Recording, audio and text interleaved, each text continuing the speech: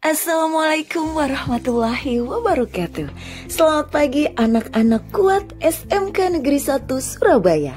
Berjumpa kembali dengan Ibu Vina Deviana dalam pembelajaran Bahasa Indonesia. Kali ini kita akan belajar materi Bahasa Indonesia kelas 10, belajar menjadi negosiator ulung.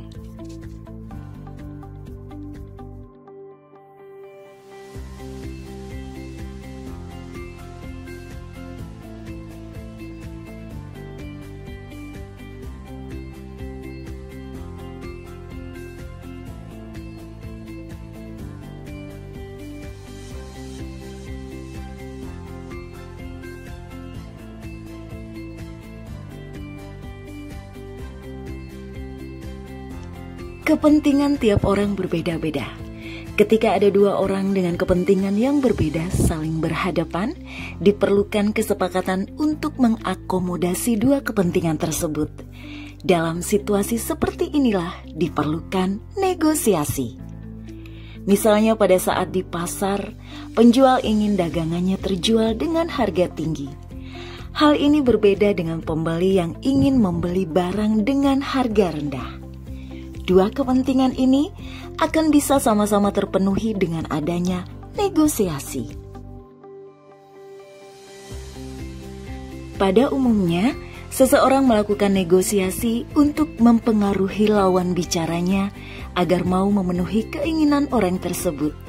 Keberhasilan seseorang dalam bernegosiasi tidak bergantung pada bernegosiasi saja, namun juga pada kemampuan orang tersebut dalam berdialog. Pada materi kita hari ini, kita akan belajar bernegosiasi dengan baik. Mari simak materi berikut ini dengan seksama.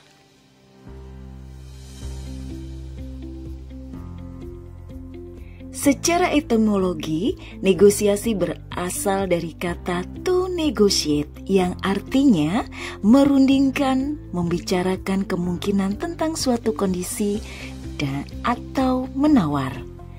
Turunan kata negotiate yaitu negotiation, berarti menunjukkan suatu proses atau aktivitas untuk merundingkan, membicarakan sesuatu hal untuk disepakati dengan orang lain, dan negotiable yang dapat dirundingkan, dapat dibicarakan atau dapat ditawar.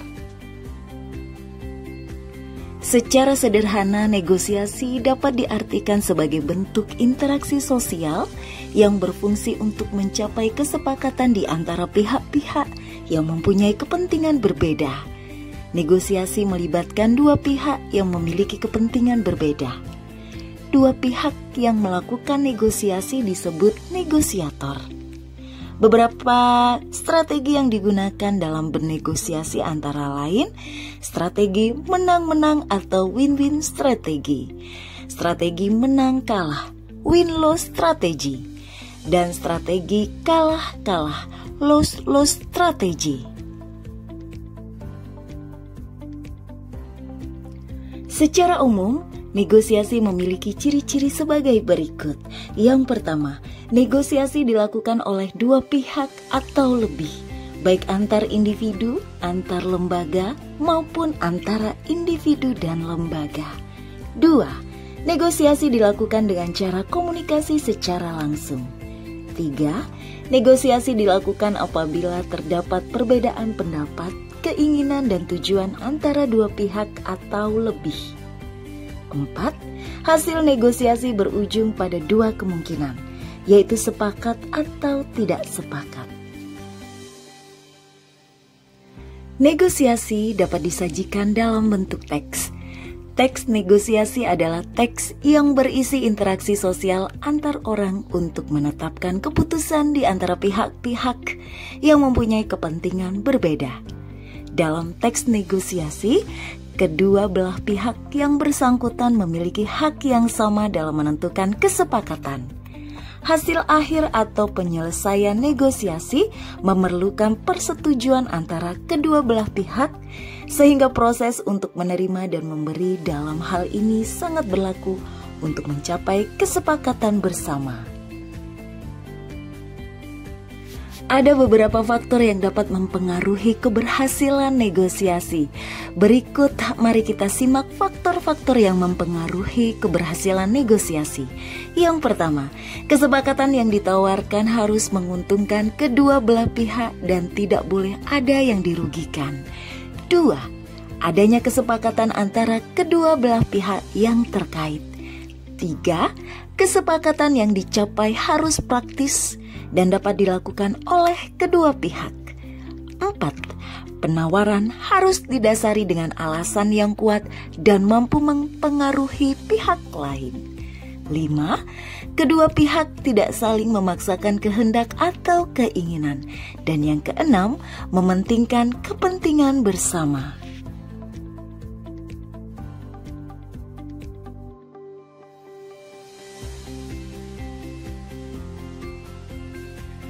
Negosiasi dapat berbentuk resmi maupun tidak resmi. Kedua bentuk negosiasi ini dapat dituangkan dalam bentuk teks.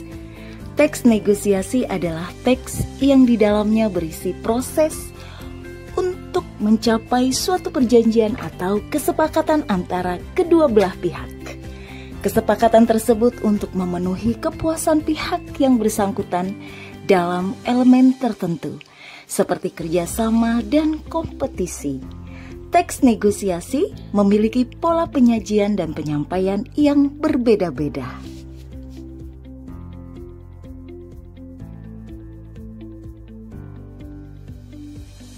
Dalam negosiasi formal, seperti negosiasi jual beli barang di perusahaan, biasanya melampirkan surat penawaran resmi. Surat penawaran resmi adalah surat yang berisi penawaran suatu barang atau jasa yang ditujukan kepada perseorangan atau instansi perusahaan.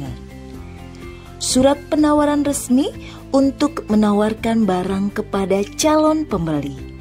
Biasanya, surat penawaran resmi digunakan oleh perusahaan-perusahaan penyaluran atau distributor. Tujuan surat penawaran adalah menawarkan barang kepada calon pembeli.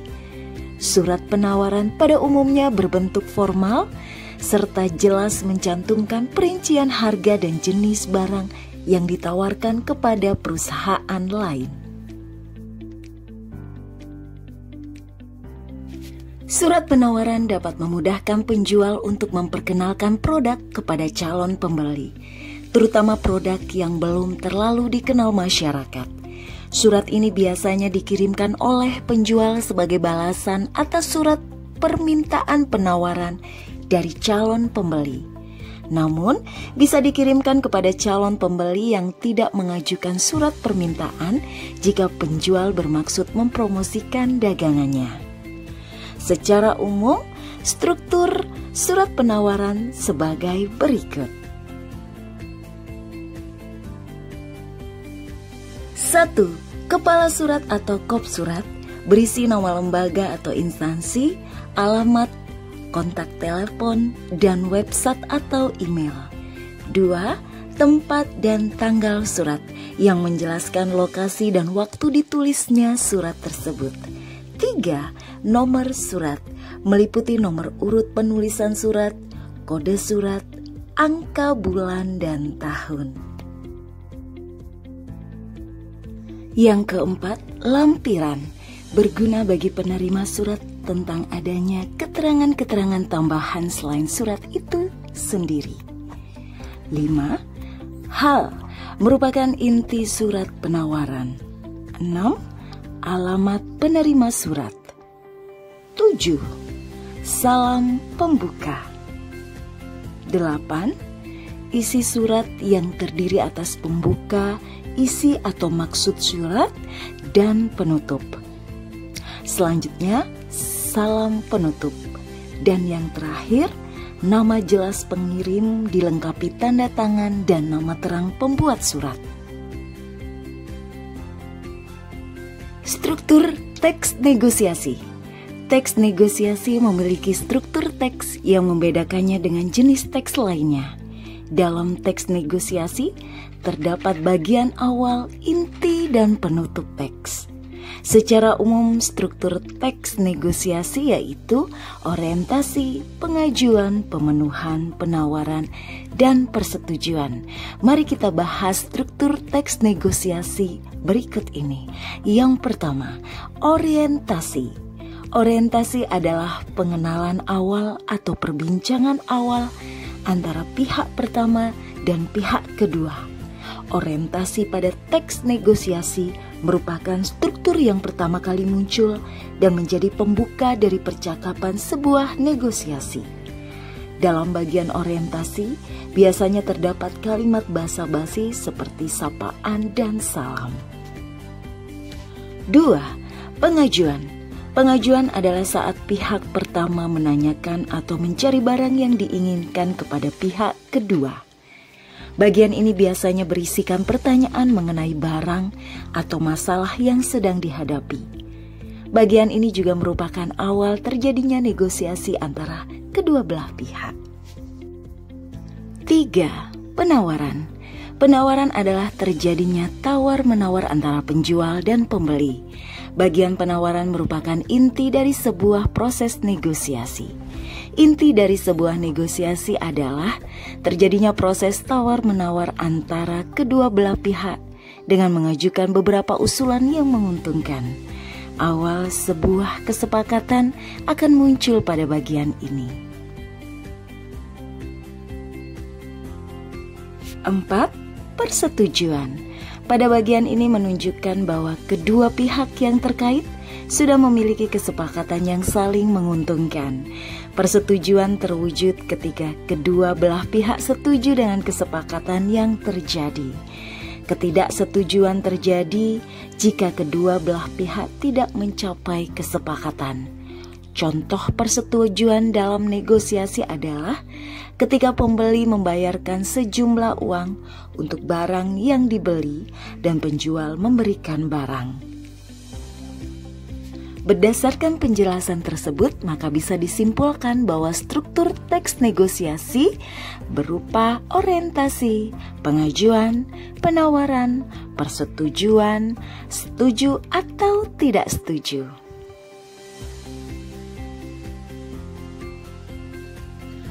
Menemukan informasi pada sumber pendukung. Saat membaca teks, tak jarang kalian akan menemukan kosakata sulit yang mungkin belum dipahami artinya. Lantas, bagaimana cara memahami makna kosakata tersebut? Nah, untuk dapat memahami kosakata yang belum dimengerti maksudnya, kalian dapat menggunakan Kamus Besar Bahasa Indonesia, Thesaurus atau Ensiklopedia. Mari kita bahas satu persatu. Yang pertama, Kamus Besar Bahasa Indonesia atau KBBI. Kamus Besar Bahasa Indonesia atau KBBI adalah kamus resmi bahasa Indonesia yang disusun oleh Badan Pengembangan dan Pembinaan Bahasa yang diterbitkan oleh Balai Pustaka. Kamus ini menjadi acuan tertinggi bahasa Indonesia yang baku. KBBI tersedia dalam bentuk cetak dan non-cetak atau daring dan luring. Namun, saat ini bentuk mencetak, terutama KBBI daring, lebih banyak digunakan karena dapat diakses dengan mudah lewat ponsel pintar atau komputer yang memiliki akses internet. Untuk masuk dalam KBBI daring, kalian dapat membuka tautan berikut ini. 2. Thesaurus. Thesaurus merupakan sebuah buku sinonim, dua kata atau lebih yang memiliki arti yang sama. Thesaurus sering termasuk karya terkait yang memiliki hal yang hampir sama. Beberapa thesaurus juga termasuk daftar hiponim atau subbagian. Misalnya, mawar adalah hiponim dari bunga. Dan yang sering adalah antonim. Thesaurus yang sering digunakan membantu penggunanya mengungkapkan ekspresinya, terutama dalam bahasa tulis. Ketika seseorang tidak mengenal atau lupa kata, Sesuai gagasan yang ingin ia ungkapkan, dapat berkonsultasi kepada tesaurus untuk mendapatkan kata yang dipikirkan. Ketika kata atau ungkapan di dalam pikiran ataupun tidak dipikirkan, maka bisa dengan membuka tesaurus dengan menyesuaikan nuansa makna yang dikehendaki. Untuk masuk tesaurus daring, kalian dapat membuka tautan berikut ini. 3. Ensiklopedia. Ensiklopedia adalah karya rujukan yang berisi keterangan atau uraian tentang berbagai hal dalam bidang ilmu pengetahuan. Sistematika penulisan ensiklopedia biasanya disusun berdasarkan abjad atau tema. Ensiklopedia daring yang saat ini banyak digunakan adalah Wikipedia yang tergolong dalam ensiklopedia umum. Wikipedia dapat diakses melalui laman berikut ini. Unsur kebahasaan dalam teks negosiasi. Unsur kebahasaan dalam teks negosiasi sebagai berikut. Yang pertama, pronomina atau kata ganti. Kata ganti atau pronomina adalah kata yang berfungsi untuk menggantikan posisi kata benda atau orang dalam suatu kalimat. Dalam menulis paragraf atau pembicaraan yang panjang, pemakaian kata yang sama dalam setiap kalimat membuat penggunaan kata tersebut tidak efisien. Dalam hal inilah kata ganti atau pronomina memegang peranan penting. Perhatikan contoh berikut ini. 2. Kalimat langsung. Dalam teks negosiasi berbentuk percakapan, banyak menggunakan kalimat langsung. Kalimat langsung adalah kalimat yang langsung diucapkan oleh pembicara. Kalimat langsung ditandai dengan penggunaan dua tanda kutip pada kalimat. Huruf pertama dari kalimat yang dikutip harus menggunakan huruf kapital. Kalimat langsung berupa percakapan berurutan harus menggunakan tanda baca titik 2 di awal kalimat. Perhatikan contoh berikut ini.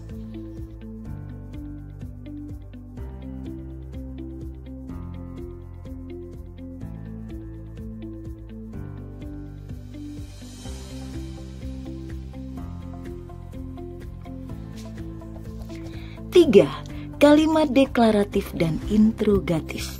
Dalam teks negosiasi ada bagian penawaran dan persetujuan.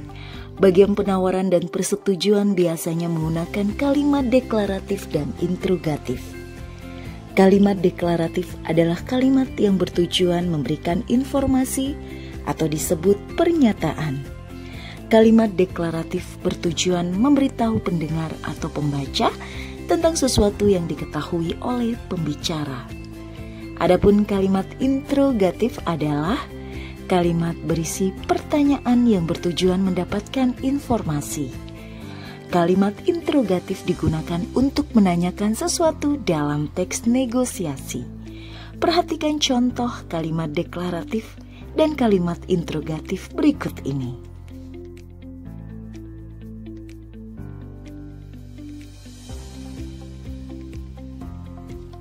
4. Kalimat persuasif.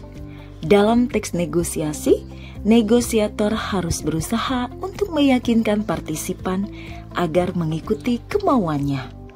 Oleh karena itu, saat negosiasi harus menggunakan kalimat persuasif. Kalimat persuasif merupakan kalimat yang digunakan untuk membujuk. Kalimat persuasif adalah kalimat yang berisi imbauan atau ajakan secara halus agar lawan bicara mau atau bersedia mengikuti yang disampaikan oleh penutur kalimat tersebut. Perhatikan contoh berikut ini.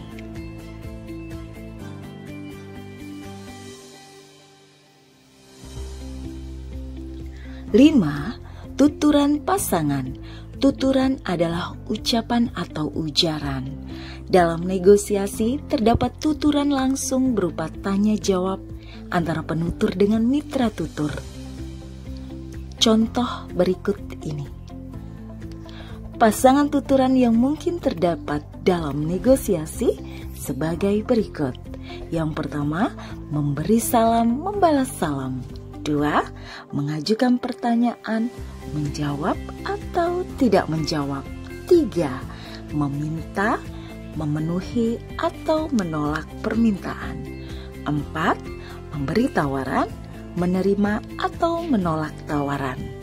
5, mengajukan usul, menerima atau menolak usulan.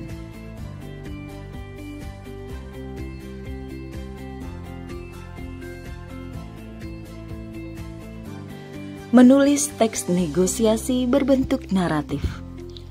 Teks negosiasi memiliki pola penyampaian yang berbeda-beda.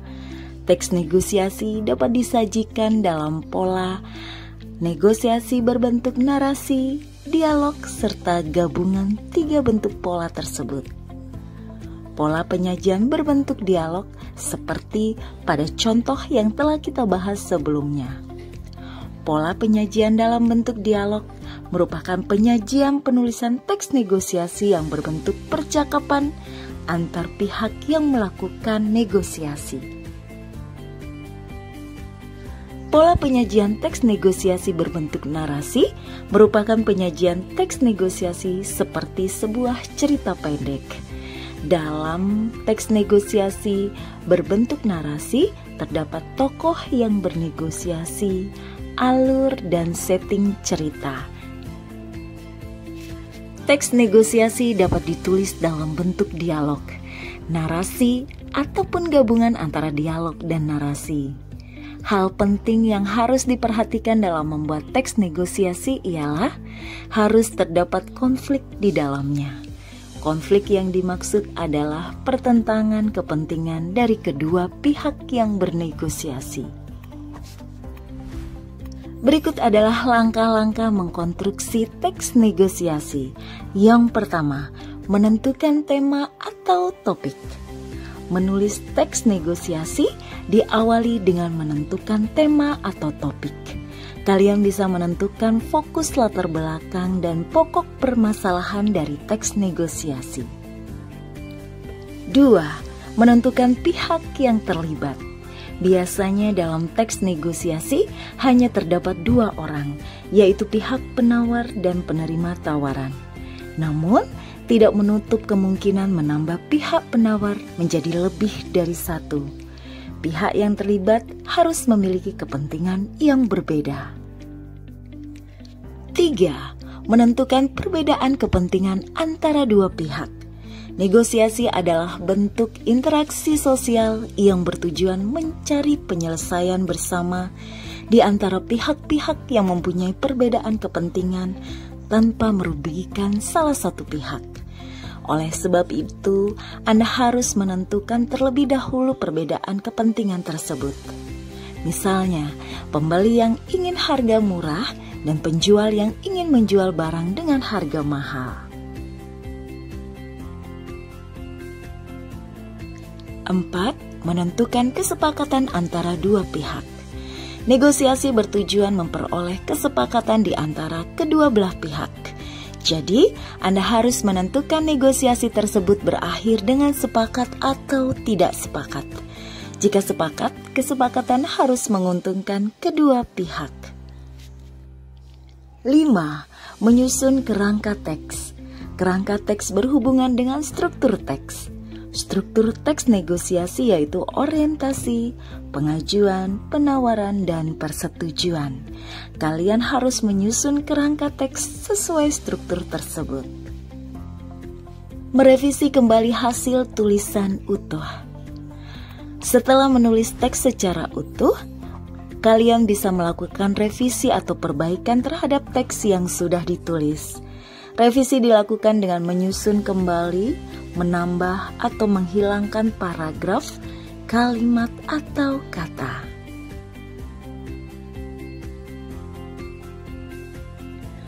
7. Mempublikasikan. Publikasi berarti penyiaran, pengumuman, atau penerbitan. Setelah selesai menulis, menyunting, dan merevisi, kalian dapat mempublikasikan teks negosiasi kalian.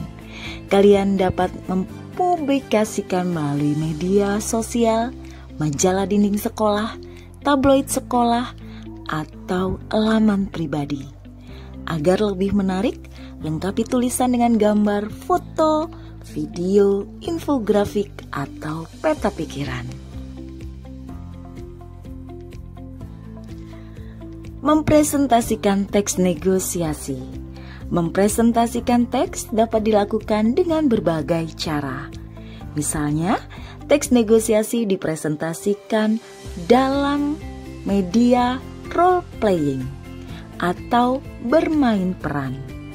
Bermain peran memerlukan beberapa persiapan, seperti menyiapkan naskah atau teks negosiasi yang lengkap, serta menyiapkan properti, menyiapkan gerakan yang dimainkan. Berikut adalah langkah-langkah mempresentasikan teks negosiasi dalam model bermain peran. Yang pertama, mendeskripsikan skenario.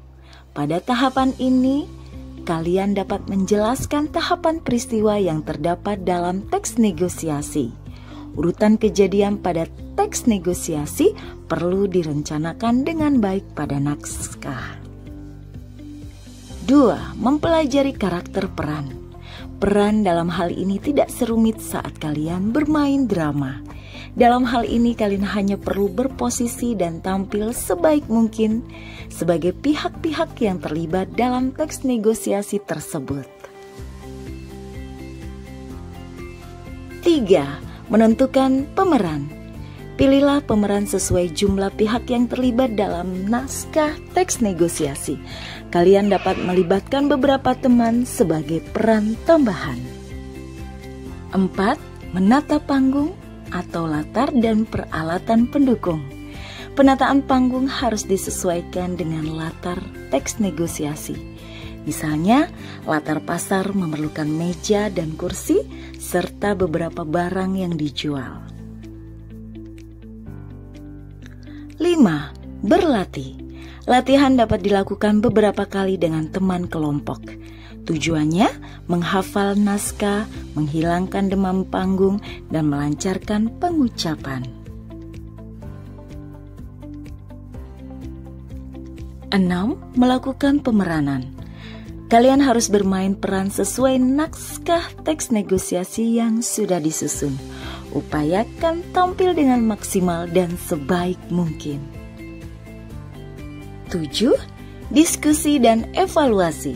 Kegiatan diskusi berupaya untuk memberi nilai terhadap kualitas pemeranan.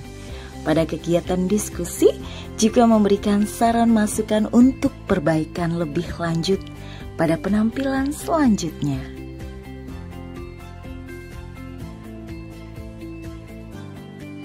Demikianlah materi pembelajaran kali ini. Sampai berjumpa di pembelajaran bahasa Indonesia lainnya. Salam dari SMK Negeri 1 Surabaya. SMK Negeri 1 Surabaya, kuat, kompeten, ulet, adaptif, akuntabel, dan terpercaya. Sampai jumpa. Wassalamualaikum warahmatullahi wabarakatuh.